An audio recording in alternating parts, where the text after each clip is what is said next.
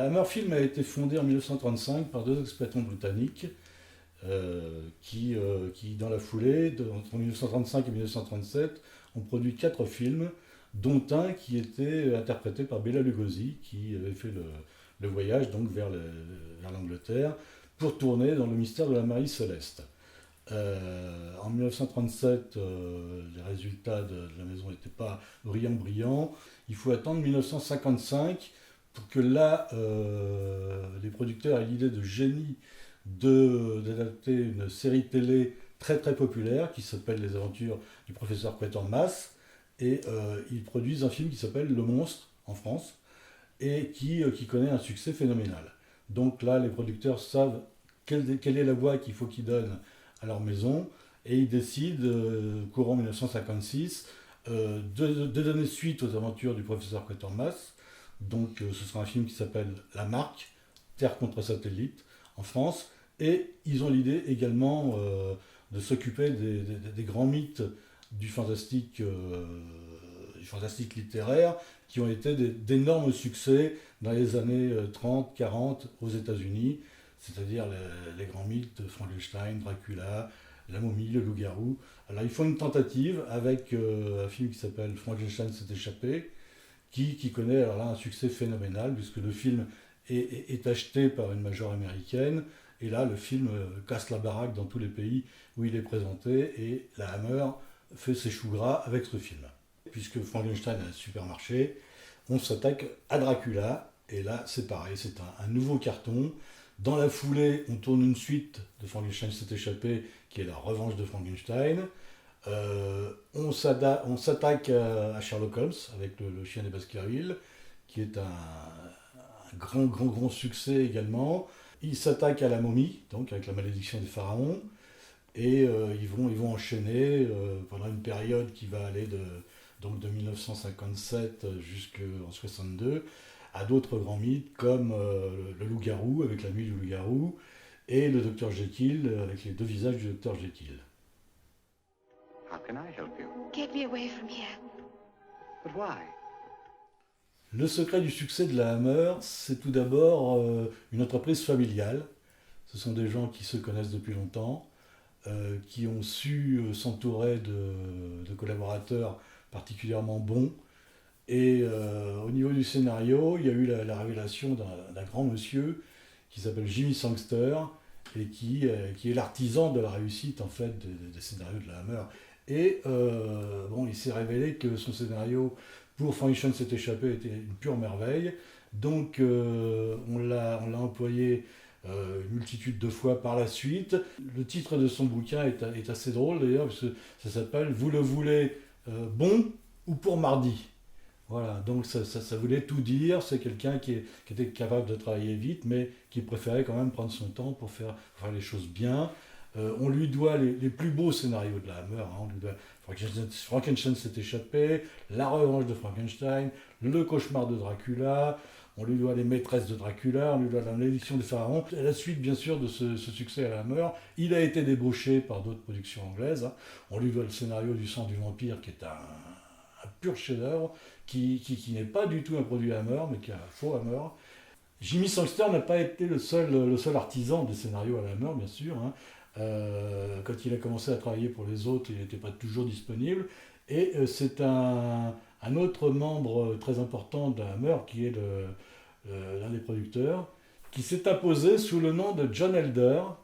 C'était donc un producteur qui s'appelait Anthony Hines. Et il a signé un nombre considérable de scénarios pour la Hammer. Alors on ne retrouve pas quand même le grand souffle du travail de Jimmy Sangster, mais il a quand même fait un tas de bonnes choses et il n'a pas du tout démérité de la maison qu'il dirigeait, quoi. On lui doit notamment le Fantôme de l'Opéra, une version 1962. On lui doit La nuit du loup-garou. On lui doit quand même quelques réussites. Et évidemment, il est responsable du scénario de séquelles de Dracula, du style Une messe pour Dracula, Dracula et les femmes. Bon, c'est quelqu'un qui a sa place au niveau des grands scénaristes de la Hammer. You must destroy this thing now. Paul, don't you see? I've succeeded. Alors, le grand chef d'orchestre de la Hammer, c'est Terence Fisher. c'est un réalisateur qui était loin d'être un débutant quand il a fait Frankenstein s'est échappé. Et il se trouve qu'il a trouvé dans le fantastique sa voie, quoi. Il a donc réalisé les plus beaux Frankenstein, les plus beaux Dracula. Il a fait une momie absolument fascinante avec la malédiction du pharaon. Il s'est attaqué au loup-garou avec La nuit du loup-garou. Il a fait Les deux visages du docteur Jekyll, qui est un film un petit peu bancal. Il a terminé en beauté avec Frankenstein et le monstre de l'enfer. La mise en scène aussi, la mise en scène donc, de Terence Fisher, qui a priori on la remarque pas. Voilà. C'est sa grande force en fait. Il n'y a pas d'esbrouf, il n'y a pas de gros plans à la Orson Welles ou de plans compliqués, mais sa caméra est très mobile. Ce sont des travelling qui on les remarque pas. On n'est pas agressé par la caméra. Voilà. Quelqu'un comme Freddy Francis, qui a travaillé après, donc, qui est un directeur de la photo, oscarisé, il a même fait la photographie d'Elephant Man, pour vous dire, par la suite. Il a terminé sa carrière, d'ailleurs, en reprenant son rôle de directeur de la photo. Lui, il faisait des plans qui étaient beaucoup plus chocs. Par exemple, l'empreinte de Frankenstein, ce sont que des gros plans, que des plans très très élaborés. C'est une autre façon de filmer, mais qui n'est pas moins intéressante. Mais chaque metteur en scène en fait avait sa griffe, avait sa patte.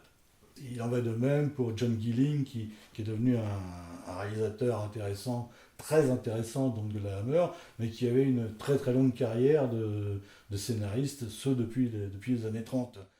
Let me introduce Mr. Sherlock Holmes, Dr. Watson, Sir Henry Baskerville. Alors Peter Cushing, c'est un comédien britannique qui était populaire en Angleterre quand il a incarné le baron Frankenstein. Il faut dire que c'était le comédien le plus populaire de la télévision anglaise. Il avait fait une création absolument fascinante dans une adaptation de 1984 de George Orwell. Donc il se retrouve du jour au lendemain le comédien le plus populaire de la télé anglaise, mais il avait envie de percer un peu plus dans le cinéma. Et quand il apprend que la Hammer prépare un Frankenstein, ça lui rappelle qu'il a travaillé aux États-Unis avec James Whale, qui était quand même le réalisateur des premiers Frankenstein de l'Universal, et le rôle l'intéresse. Et sur les conseils de son épouse, il contacte la Hammer, qui justement était à la recherche d'un comédien pour incarner le baron Frankenstein. Et là, ça a été le coup de foudre immédiat. Il a été tellement bon que, évidemment, le film a donné naissance à toute une saga, puisqu'il en a tourné 6. Et on peut dire que c'est le personnage qui l'a lancé, quoi. Ça a fait de lui ce qu'il est devenu, c'est-à-dire grande icône du cinéma d'horreur. Et donc son personnage de Frankenstein est absolument fascinant, c'est un personnage multiples facettes. Et l'autre grand rôle de sa carrière, c'est quand même le docteur Van Helsing, l'ennemi juré de Dracula, donc le chasseur de vampires, celui qui ne se déplace jamais sans tout un attirail de crucifix, d'eau bénite et de gousses d'ail. Voilà. Et ça a été donc son deuxième grand rôle. Il faut parler aussi de Sherlock Holmes, puisqu'il a fait un Sherlock Holmes inoubliable pour la Hammer, Le chien des Baskerville. L'autre grand ténor de la Hammer, c'est Christopher Lee. Alors Christopher Lee, c'était un comédien qui travaillait depuis 45-46. Il n'avait que des petits rôles. Il a eu quelques rôles plus ou moins importants, mais disons que c'était vraiment un second couteau. Et il a été choisi par la Hammer à cause de sa stature, parce qu'il était très grand, et il avait une capacité d'exprimer quelque chose avec son corps que le rôle ne lui permettait pas en regard du faciès, parce qu'il était horriblement maquillé, et il arrive, dans Frankenstein s'est échappé, à faire passer je dirais presque l'humanité du monstre à travers un jeu absolument formidable. Donc il a été immédiatement repris quand ils ont mis en chantier le Dracula pour incarner Dracula, et là c'est devenu son personnage fétiche. Il l'a incarné à 7 reprises, si je ne me trompe pas. C'est vrai que les derniers qu'il a fait, c'était vraiment, ça n'avait plus rien à voir avec la splendeur de ses premières apparitions. C'est pas de sa faute, c'est les scénarios qui devenaient de moins en moins intéressants. Et Christopher Lee avait vraiment les nerfs. Il a décidé au bout d'un moment de laisser tomber complètement les rôles d'horreur pour ne plus se consacrer qu'à des grands films, des films à gros budget. Et il a parfaitement réussi son coup, puisque aujourd'hui, heureusement, il est encore vivant et il apparaît dans les plus grosses productions, que ce soit Le Seigneur des Anneaux ou d'autres films. C'est vraiment un grand monsieur du cinéma britannique. I am Dracula, and I welcome you to my house. I must apologize for not being here to greet you personally. Il faut parler des décors qui étaient pour la plupart du temps imputables à Bernard Robinson, qui était un petit génie parce qu'il avait un espace très réduit. Jusqu'en 1966, les films étaient tournés dans les studios Bray. Les studios Bray appartenaient à la Hammer. Ils avaient acheté une très grande propriété au bord de la Tamise où étaient tournés tous leurs films. Il avait le génie d'utiliser les mêmes décors d'un film sur l'autre, de les transformer de manière à ce qu'on ne les reconnaisse pas, quoi. Alors, effectivement, si vous regardez les films l'un derrière l'autre, que vous faites attention à telle bibliothèque, à tel escalier, à tel élément du décor, vous allez reconnaître. Par exemple, si vous regardez La Revanche de Frankenstein, il y a une scène où il y a les médecins qui sont réunis autour d'une table dans une grande bibliothèque, et vous remarquez au bout d'un moment que c'est la bibliothèque du comte Dracula dans le cauchemar de Dracula. C'est un des éléments, quoi. Donc il y avait c'était un peu un Lego, quoi. C'est un travail d'amour.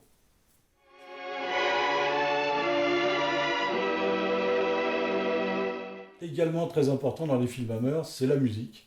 Parce que les premiers films sont confiés à un musicien absolument génial qui s'appelle James Bernard, qui a donné le cachet à tous ces premiers films, tous ces premiers films avec une dynamique et une pêche qu'ils ont eu du mal à retrouver d'ailleurs quand ils ont travaillé avec d'autres musiciens.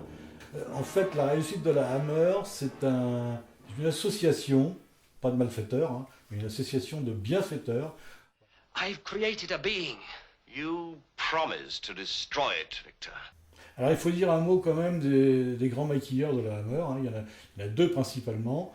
Il y en a un qui s'appelle Phil Leakey, qui a eu la tâche très très très difficile au tout début de la magnificence de la Hammer, de concevoir un monstre de Frankenstein totalement différent de celui popularisé par les films de l'Universal, puisque le maquillage de Boris Karloff dans les films d'Universal est un maquillage avec copyright, c'est-à-dire qu'il n'avait pas le droit d'utiliser ce faciès bien connu avec les écrous, la frange. Il a fallu trouver un monstre de Frankenstein complètement différent, quoi. Alors ils ont pris le parti d'en faire un vraiment horrible, vraiment épouvantable, hein. La première fois que j'ai vu le maquillage de Christopher Lee dans Frankenstein s'est échappé, c'est un vrai cauchemar. Christopher Lee a beaucoup souffert justement parce qu'il n'avait pas le droit de retirer son maquillage, donc il passait ses journées, il arrivait très tôt le matin au studio, il passait plusieurs heures sur le siège du maquillage, et quand il fallait manger, il allait manger à la cantine mais avec son maquillage. Et donc, je pense qu'il a dû souffrir parce qu'il avait des verres de contact, c'était vraiment un maquillage atroce, mais efficace, quoi. Le premier plan du film où il arrache son masque et qu'on le découvre, et en plus de ça, il y a un mouvement de caméra vers lui, c'est adresser les cheveux sur la tête, hein, tout au moins. À l'époque, c'était adresser les cheveux sur la tête. Et puis, il y a eu un autre maquilleur donc, qui s'appelle Roy Ashton, qui lui a été au départ l'assistant de Phil Leakey et qui s'est retrouvé, par exemple, à faire le maquillage d'Oliver Reed pour La Nuit du Loup-garou, qui est vraiment une réussite totale, quoi. Je crois que c'est le plus beau loup-garou de l'histoire du cinéma. Elementary, my dear Watson. L'impact de la Hammer a été absolument considérable, déjà au niveau du cinéma britannique, parce que ça a été un sang neuf, on peut dire. Dès que les premiers résultats des grands gothiques de la Hammer ont été connus, il y a absolument tous les petits producteurs concurrents qui se sont mis au goût du jour et qui ont tenté de faire des faux Hammer, on peut le dire même, hein, en débauchant les comédiens, en débauchant le scénariste Jimmy Sangster, en débauchant les réalisateurs. Et donc il y a 3 ou 4 maisons anglaises comme ça qui se sont un petit peu enrichies justement sur le dos de la réussite de la Hammer. Ça ne veut pas dire que leurs films sont moins intéressants. Il y en a même certains qui ont... c'est des films qui ont la marque de leur producteur, mais qui restent dans l'optique d'une production horrifique, britannique, toujours basée sur les choses nouvelles, c'est-à-dire l'apport de la couleur. La couleur a permis d'apporter le rouge du sang, parce qu'il faut dire aussi qu'antérieurement à la Hammer, on voyait très peu de sang dans les films d'horreur. Eux, ils n'ont pas hésité à faire des cicatrices bien dégoulinantes. En fait, on ne peut pas parler de film gore, hein, et c'était bien timide quand on regarde les Hammer aujourd'hui, les petits jets de sang, les plaies dégoulinantes. C'est de la rigolade à côté de ce qu'on peut voir aujourd'hui sur nos écrans, mais il faut se replacer dans le contexte de l'époque, c'était sans précédent. Il y avait une violence, il y avait une perversité, il y avait, on ne peut pas parler d'érotisme, puisque l'érotisme, il n'y avait pas grand-chose qui était permis, mais il y avait quand même des audaces qui ont même effarouché la censure. If I can't cure it by brain surgery, then I'll get another brain. And another. And another. Alors, je vais vous proposer 5 films de la Hammer qui pour moi sont les 5 imparables, hein. C'est un petit peu arbitraire parce qu'il y en a tellement d'autres, mais bon, ce sont 5 films qui appartiennent à l'âge d'or pour moi de la Hammer, donc qui ont été conçus entre 58 et 1961. Voilà, alors nous avons déjà La Revanche de Frankenstein, qui est la séquelle directe de Frankenstein s'est échappé. Bon, c'est un film que je trouve bien supérieur au premier. Il y a toujours Peter Cushing dans le rôle du docteur Frankenstein, mais je trouve que la photographie de ce film est absolument magnifique, le scénario est exemplaire, et tout est bon dans ce film. Voilà, c'est vraiment un pur chef-d'œuvre, je vous le recommande très très fort. Il n'est pas encore sorti en DVD en France, mais ça ne saurait tarder. Voilà. Nous avons ensuite Le Cauchemar de Dracula, donc ne regardez pas la pochette parce que si vous le cherchez, vous ne le trouverez pas sous cette pochette. Moi, je préfère garder pour l'instant la copie enregistrée à la télé parce qu'elle respecte le format du film. Mais c'est un film qui va apparaître dans les jours qui viennent sous forme de Blu-ray en Angleterre. Il y a de bonnes raisons de penser qu'on va le découvrir à brève échéance, enfin, dans une version qui lui rendra justice. Alors, c'est un Hammer avec Peter Cushing, Christopher Lee, c'est le film s'il faut voir un seul Dracula, c'est celui-là. Nous avons ensuite Le Chien des Baskerville, là je suis un petit peu partie prenante puisque Sherlock Holmes c'est mon héros, hein.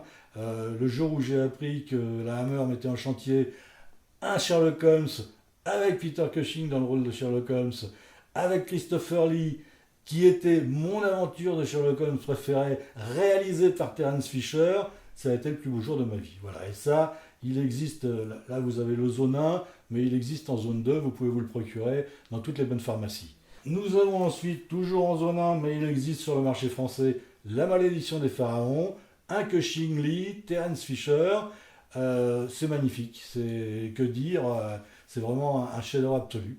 Voilà. Et pour finir, alors il y a ce Dracula, qui n'en est pas un, hein, parce que Dracula est mort au début du film, et ce sont la suite des aventures du professeur Van Helsing, donc qui combat un disciple de Dracula. Voilà. Et c'est pareil, c'est magnifique, c'est écrit par Jimmy Sangster, c'est superbement photographié, les couleurs sont à se décoller la rétine, et une fois encore, le scénario est d'une habileté incroyable.